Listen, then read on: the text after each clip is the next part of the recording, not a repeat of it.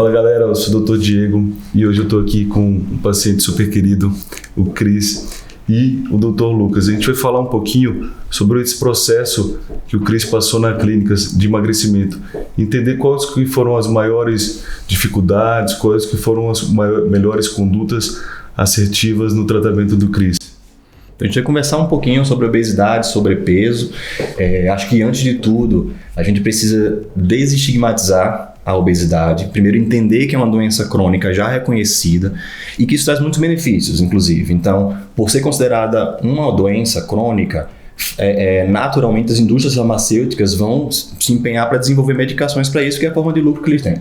Inclusive hoje os estudos científicos para a obesidade são os maiores que tem depois desses últimos anos aí do Covid. Então o fluxo de informação de estudos novos aí é muito alto, né? Então se você trazer aqui, por exemplo, para o Brasil, metade da população brasileira está acima do peso e 15% está com obesidade. Então já são números muito alarmantes, né? E quando a gente começa a entender que existem causas genéticas, comportamentais, ambientais, psicológicas para isso, a gente começa a tirar até um peso do paciente, de achar que não é só falta de vontade, não é só preguiça, não é só comer mais. Então emagrecer não é só fechar a boca, né? A gente precisa individualizar o tratamento, entender novamente como uma doença crônica, assim como hipertensão, diabetes, e que isso vai requerer um tratamento longo também. Então tratamentos curtos para obesidade ou para perda de peso de meses, 2 meses, 3 meses, isso é muito difícil de sustentar depois da perda de peso que a gente consiga.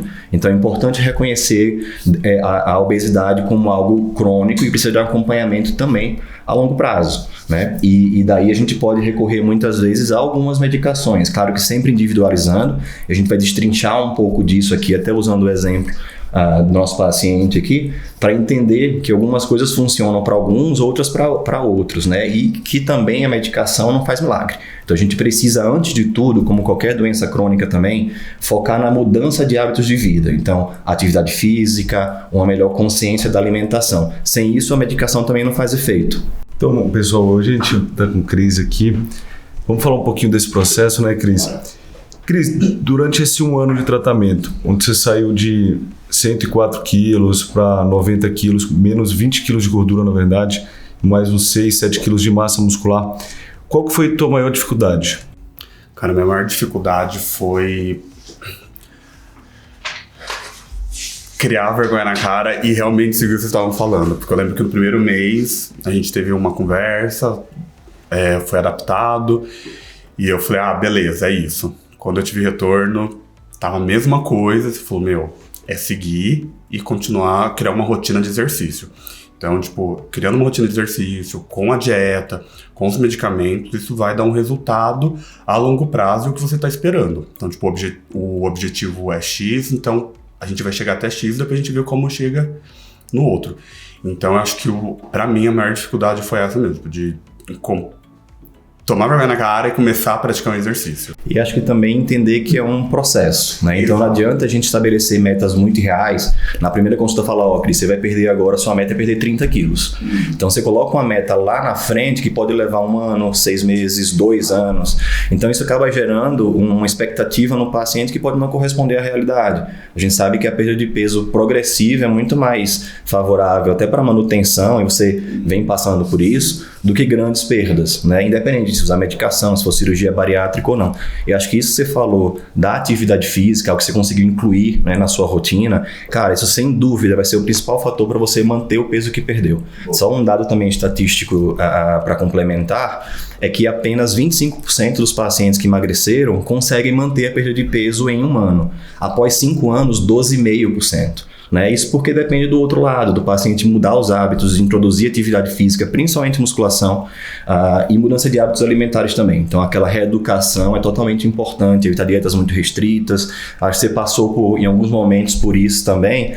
E me conta um pouco assim, com relação a esse tratamento medicamentoso, porque é muito comum os pacientes terem preconceito e medo, né? De achar que vicia, de achar que depois tem um efeito rebote, ou até de estranhar, porque, por exemplo, topiramato, que foi algo que você usou em algum momento, medicamento é uma medicação que é anticonvulsivante, é uma medicação que foi desenvolvida para epilepsia e para tratar enxaqueca. Só que a gente usa como uso off-label para tratar peso também. É um efeito colateral da medicação. Isso não quer dizer que é proibido o uso, só não consta em bula. Mas são medicações excelentes, mas nem todo paciente vai responder de forma adequada, né? Como era a sua relação com isso de aceitar o tratamento medicamentoso, de aceitar que precisava tratar? Como é que foi essa experiência? Cara, total, eu acho que esse rolê do tempo é de pessoa para pessoa.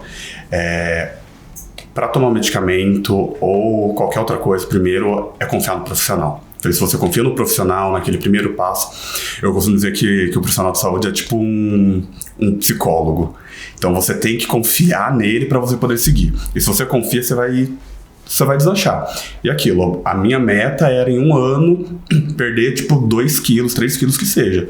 Só que em um ano foi muita coisa mudou, muita coisa evoluiu. Isso acaba dando um estímulo a mais, né? Porque se você cria uma expectativa que é real, que é plausível, e você passa a expectativa, acho que o estímulo motivacional para isso é muito maior. Cara, muito. E você ir vendo o resultado é foda. O rolê do medicamento é muito bom. Eu tenho até um exemplo, tipo, do topiramato eu tomei no passado, por conta da psiquiatra, até para diminuir compulsão com doce, essas coisas que na hora da ansiedade, no pico da ansiedade, não funcionou. Pra mim não funcionou. E aqui na clínica, tipo, eu tive o Ozempic. Tipo, olha, vamos fazer um teste, a curto prazo, a dosagem é essa, por tal período. E funcionou. Tipo, até hoje, essa compulsão, tanto por doce quanto por frituras, coisas, eu consigo ter noção do quando é vontade e quando é compulsão, que é uma coisa que eu não tinha antigamente, antes de começar o tratamento. E isso é muito foda. Aquela questão da fome emocional e a fome física, né? Exato, é muito isso. É louco porque é muito isso e você não tem essa noção. E o medicamento, ele entrou como auxiliar. Exato. Só que foi aquilo, confia. Bora tentar? Bora tentar. Tanto que a gente fez o primeiro teste e não precisou de um segundo. Tipo, foi e tá até hoje, tipo, segurando. E isso faz o quê? Uns 10, 11 meses já. Após... E só ressaltando aqui sobre o topiramato, por exemplo. Por isso que a importância do tratamento individualizado. O Cris é um paciente que trabalha com marketing. Então, à noite, ele precisa dessa parte de criatividade. E o topiramato já é um medicamento que lentifica. Então, não é interessante.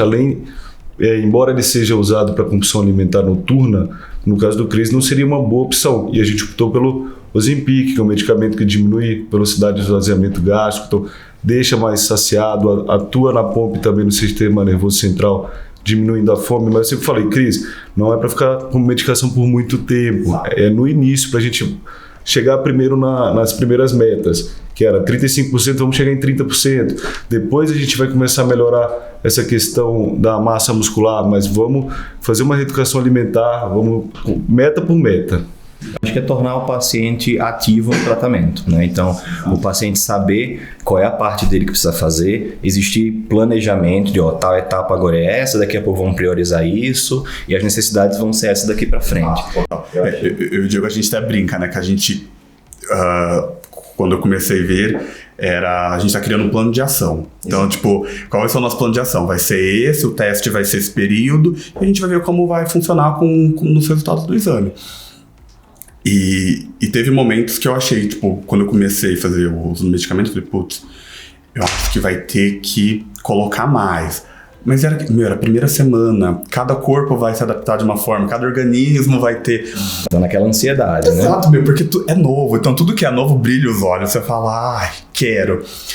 Um ponto que eu acho muito legal a gente até falar, esse rolê da confiança, eu passei por muitos outros profissionais, muitas outras clínicas, e era muito quadrado o método, então era meio que forçado, olha, é isso, mas não deu resultado, tá, mas é isso que você vai tomar. Isso. Então eram 6 meses a mesma coisa, não tinha um exame, sabe, pra saber o que ia mudar, o que não ia. E essa facilidade do tratamento humano que a gente tem aqui, Eu sinto muito isso, tipo, eu brinco que eu faço parte da família já, porque todo final de semana que eu tô aqui, 1 ano já. Então eu tenho esse espaço para poder falar tanto as minhas dores quanto as minhas vontades a longo prazo. Isso é muito importante, porque a gente trabalha aqui muito, né, Diego, o acolhimento do paciente. Então não adianta o médico tomar uma conduta impositiva, né? Aquela coisa de trabalhar junto, do paciente ter uma participação ativa no tratamento, né? E quando estabelece a relação de cumplicidade, confiança, acho que como aconteceu com vocês aí, é sucesso. Né? Por isso que você confia. Tipo, se ele falar, ó, é isso daqui, é isso daqui. Você sabe, ele tem embasamento pra estar te ajudando. E acho que assim, Cris, você que veio de alguns múltiplos tratamentos medicamentosos, né? Um dos grandes receios dos pacientes, de uma forma geral, são 2 coisas com relação às medicações. Primeiro, o vício, né? E que a gente vem de uma cultura anterior de alguns 20, 10 anos atrás aí, de sibutramina, né? E até hoje se prescreve muito sibutramina, porque é um tratamento muito cômodo, certo? Mas é uma medicação que pode causar vício, né? Para todo mundo, pode agravar uma depressão, pode ter ação suicida, ansiedade, insônia. Então é uma medicação que se criou um medo com relação a tratar a obesidade com medicação, muito reflexo disso. E outra grande preocupação é, tudo bem, eu vou usar a medicação, vou perder um peso magnífico, absurdo, e depois que parar, eu vou reganhar, vai existir o rebote, né? E acho assim que ser um exemplo muito bom para ilustrar isso, porque os dados são muito claros, tá? Os únicos pacientes que conseguem manter peso perdido após 5 anos são aqueles que aderem à atividade física para a vida, não é atividade física para emagrecer, é atividade física para a vida. E desde que inclua também algo que estimule massa muscular, porque também é curioso que os pacientes que emagreceram só com dieta e corrida, por exemplo, depois de 3 a 5 anos, mesmo que mantivessem os hábitos, reganharam peso, né? Então, não é um rebote específico da medicação. Acontece muito do paciente estar acomodado, né? Ele vai usar a medicação ali como um salvador, esperando o milagre, e acaba novamente não participando do seu processo, não faz a sua parte de atividade física, e aí o peso vai vir. Então, o reganho de peso acontece com cirurgia bariátrica, com paciente que fez só dieta, com paciente que tratou com medicação.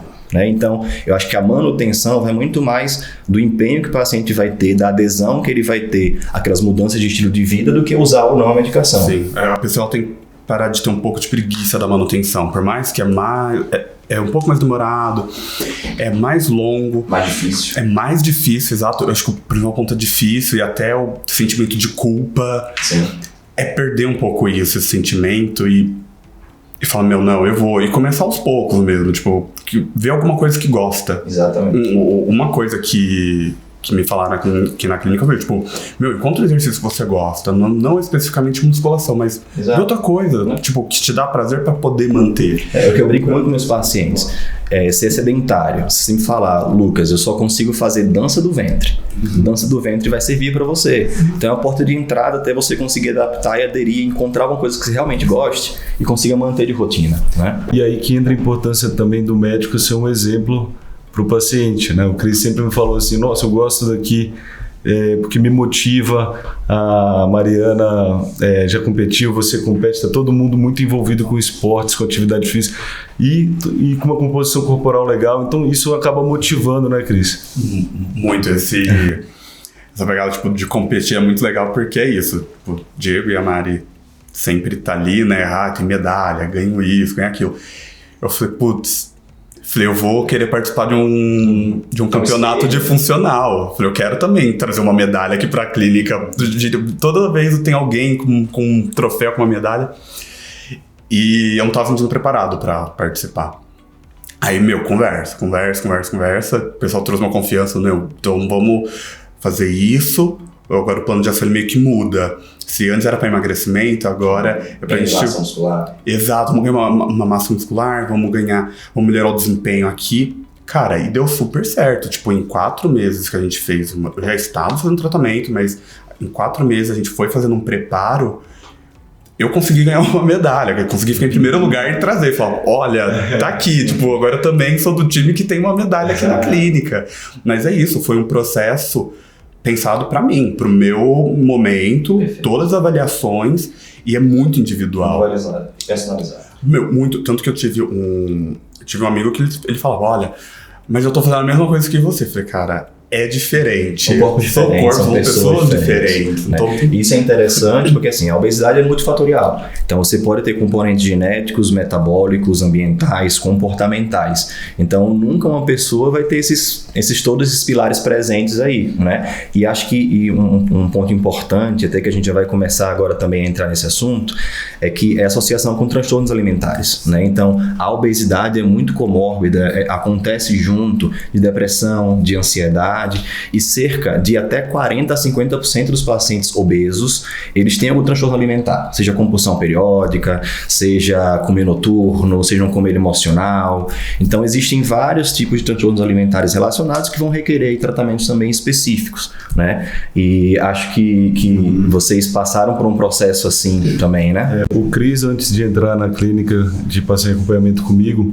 já sofreu com bulimia. Bulimia é um transtorno alimentar, onde a pessoa acaba se culpando, come, acaba se culpando e acaba vomitando esse alimento para não ingerir essa quantidade calórica. Cris já chegou a 60 quilos dessa forma, mas era um contexto que não era saudável e ele não se sentia bem fazendo isso, lógico. Conta um pouquinho dessa experiência aí, Cris. Nossa, esse momento da compulsão alimentar foi muito pesado para mim, que pressão para todos os lados, então tipo, a tua válvula de escape acaba sendo isso, ou você come muito, ou você joga fora tudo aquilo que é bom. Então, você fica muito mal. E teve um momento, veio pandemia, eu voltei a engordar de novo, tava indo pro trabalho, só que falei, eu passei por um processo, eu consegui ter essa melhora com o processo, só que eu queria ter aquele corpo de quando eu tava com bulimia. Eu falei, putz, eu quero ter aquilo ali, mas tipo, eu quero ter de forma saudável. Como eu faço isso de forma saudável? E foi quando a gente conseguiu fazer esse processo. Então, primeira vez, acho que o momento é a gente, primeira vez, você sentiu confiança com o profissional, bota na mesa quais são as suas dores, as suas vontades, o que você realmente quer. Porque aí sim vai vir um tratamento da forma correta. E quando eu vim, eu falei com o Diego, falei, olha, já passei por esse momento, eu já cheguei nesse peso, mostrei uma foto para ver meu corpo já foi assim. Falei, eu me senti até bonito nessa época, mas eu quero chegar nisso de forma saudável, de uma forma correta. Isso, 60 quilos, né? 60 quilos. Quanto que você pesa hoje? Hoje eu... É irônico, mas hoje eu tô pesando 92 quilos e eu uso as roupas tipo, de quando eu tava com depressão. Que era isso, tipo, todas as roupas eu não joguei fora falei, vou voltar a ter esse peso. Só que hoje o meu peso é 92 e as roupas é de quando eu tava com 60 quilos, de forma errada. E como eu falei, embora na balança seja 20 quilos de diferença, tá? Mas eu sempre falei pro Cris, não fica se pesando, Cris, o que vale é a composição hormonal. O Cris ganhou mais 6, 7 quilos de massa muscular. Então isso ajudou muito o paciente não ficar bitolado só pensando nessa redução rápida. Isso é verdade. Porque assim, hoje, a título, claro, de epidemiologia e para guiar tratamentos em grandes populações, a gente usa o IMC, que é o peso pela altura, né? Então você pode ter um cara com 1,73 e com 105 quilos. Ele pode ser um obeso, pode ser um fisiculturista, né? Então é isso que o Diego está comentando, que é com relação à composição. Então acho que a composição daquele peso e que não se vê olhando nem na balança convencional é muito mais importante do que perseguir ali pesos ideais, né? Então acho que percentual de gordura, por exemplo, seria um dado mais interessante, né? Total, e que é real ali. Hoje, pelo IMC, eu tenho obesidade grau 1. E que quando a gente vê meus exames, não é aquilo que condiz ao... Não, e nem só isso, acho que visualmente falando, você não é um paciente obeso. Exato. E quando você vê aquilo, segundo o IMC, você fala, putz, o que eu preciso? Você fica desesperado, você fala, não quero. Mas isso muito, tipo, da romantização. Isso. Então a gente tem que quebrar um pouco a romantização. E isso é extremamente importante, porque eu acho que categorizar a obesidade como doença não invalida que a gordofobia, que os problemas de acessibilidade, que preconceitos ou a não adequação, por exemplo, de roupas, os constrangimentos que esses pacientes passam, não invalida. Então essas coisas existem, mas a gente não precisa, como você falou, não dá para romantizar e trabalhar só a aceitação. Acho que ninguém deve se aceitar doente. Exatamente. Né? Você tem que procurar algo que vai te dar mais tempo de vida, sabe? Vai te dar a longo prazo, mais disposição. Porque, gente, quando eu comecei, da metade do tratamento até agora, a disposição muda, tipo, a vontade de trabalhar, de viver mais. Hoje eu sou um dos patinadores do Palmeiras, a patinação artística, e mudou, tipo, até a forma, pegar a velocidade, agilidade, fazer outros tipos de saltos, de figuras, que a gente sempre faz um evento no final do ano, é diferente. Tipo, eu consegui ver essa mudança até por vídeos. Então, é claro que não é estética. Não é estética, qualidade de vida. Exato, uma qualidade de vida que precisa. Ainda mais, tipo, com esportes, as coisas, você quer ter um desempenho melhor, uma agilidade ali pra, tipo, vou dar um gás, vou conseguir melhorar isso. E é muito bom, e é legal ver. Eu acho legal, você falou de estética também. Muitos pacientes vêm no consultório procurando a parte da estética, da composição corporal. Não acho errado. Por quê? Porque aquele paciente que está procurando essa melhora na estética, ele vai ganhar a saúde de qualquer forma. Então, autoconfiança. Então, a importância de não criticar também esses pacientes que buscam por estética. E assim, queria saber um pouquinho, no seu caso, como é que foi o processo de emagrecimento e seu estágio anterior de obesidade com as outras pessoas, né? Se havia uma questão de bullying, de críticas, de algumas vezes isolamento social, como que foi teu processo aí? Inclusive esse assunto também em voga agora, por conta do filme A Baleia, que tem várias críticas, claro, né? Tem algumas pessoas pontuaram aí como um filme até gordofóbico, por exemplo, mas enfim, eu acho que o assunto está em voga e a gente sabe que esse sofrimento psicossocial, o bullying, acaba acontecendo, então conta um pouquinho aí da sua experiência. Olha, eu falo que eu sou abençoado porque eu tenho uma rede de apoio muito boa e a minha volta, então tipo, eu nunca sofri por bullying, essas coisas, até por conta de sobrepeso.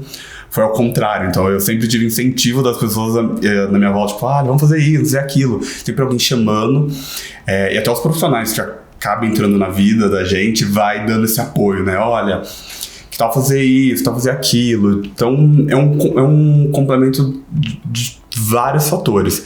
Mas eu super entendo que hoje ainda tem pessoas que passam por isso, tenho pessoas conhecidas que às vezes tipo, se isolam, não querem ir pra rua. Exato, a autoestima é muito baixa até na questão profissional, porque ainda as pessoas exigem um padrão e tudo mais.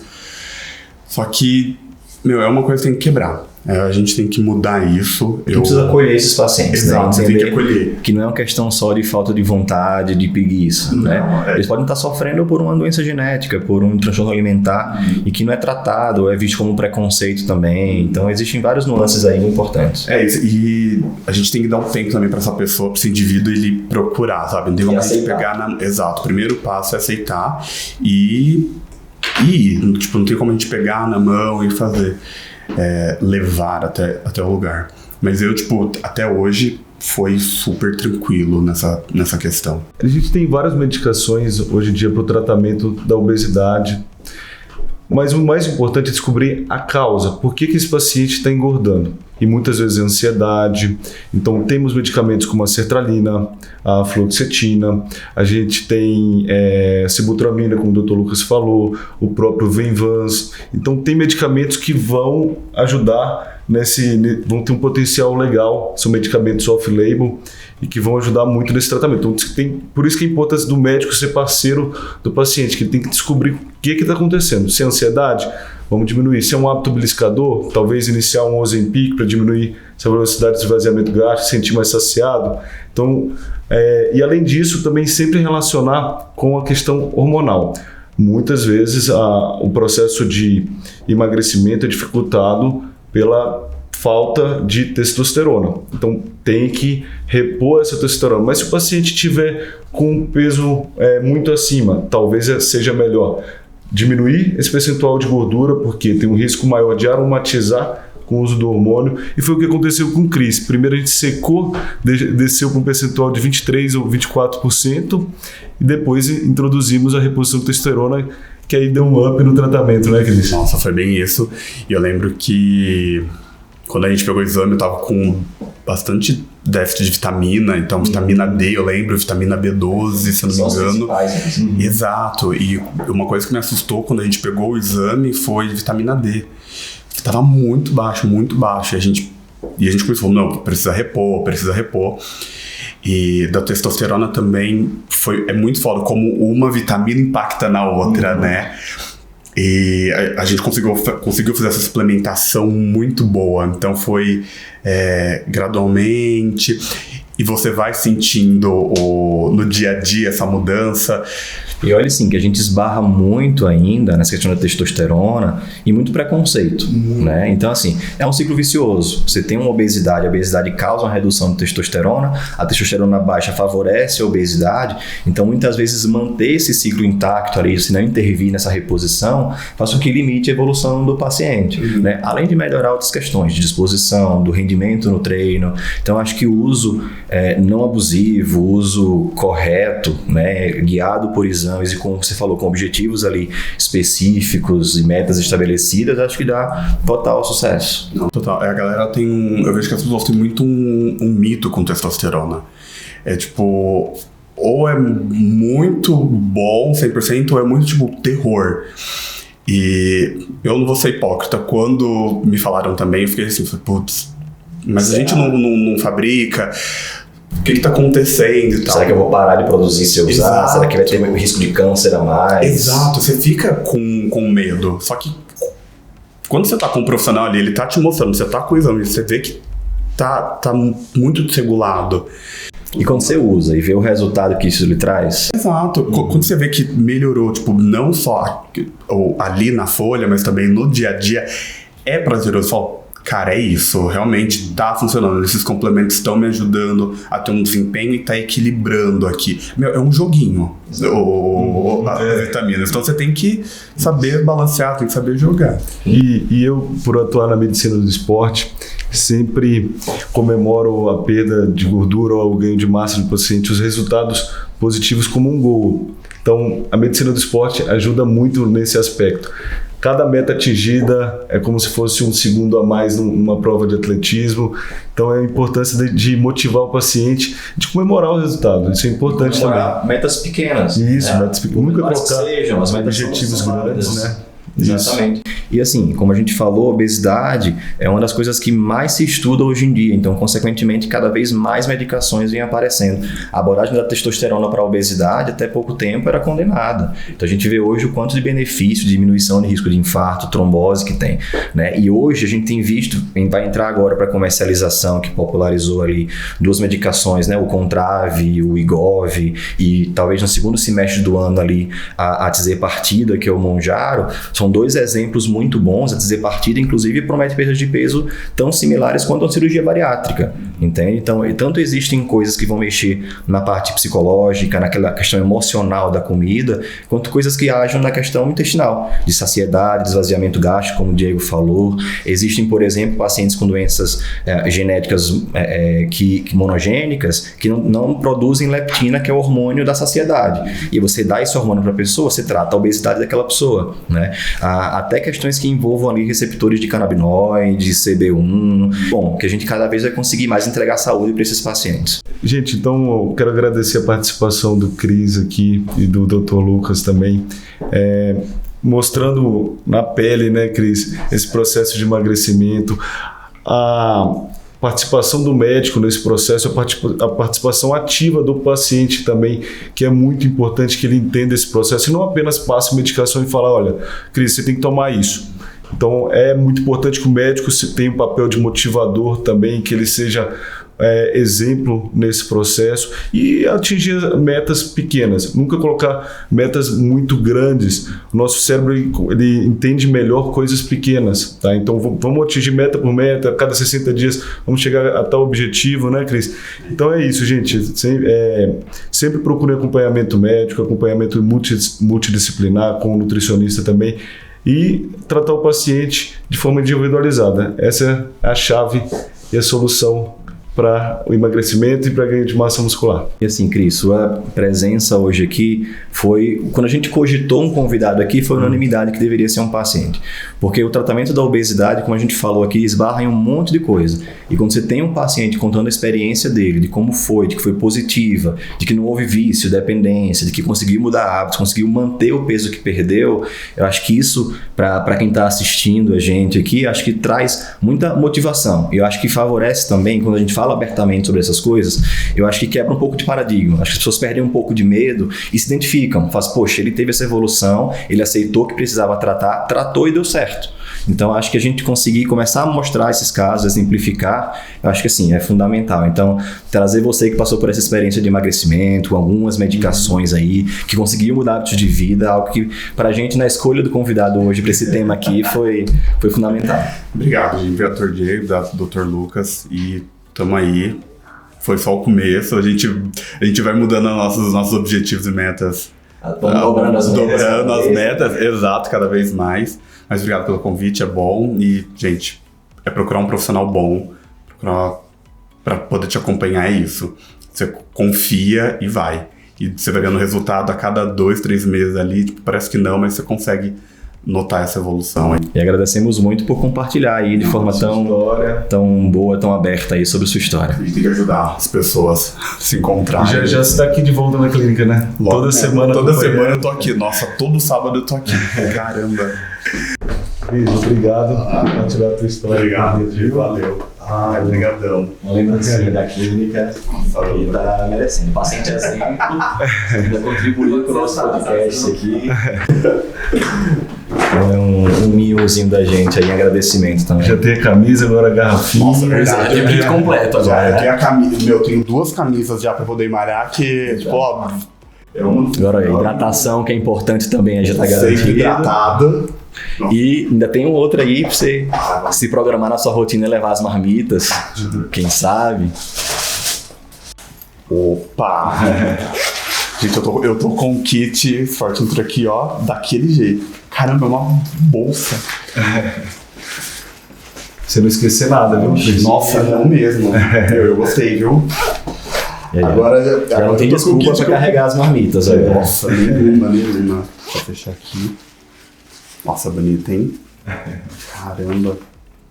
Não, agora tá tudo certo. É marmita, hidratação e o uniforme da clínica pra poder ir. Gente, obrigado, viu? Gostei bastante. Bem,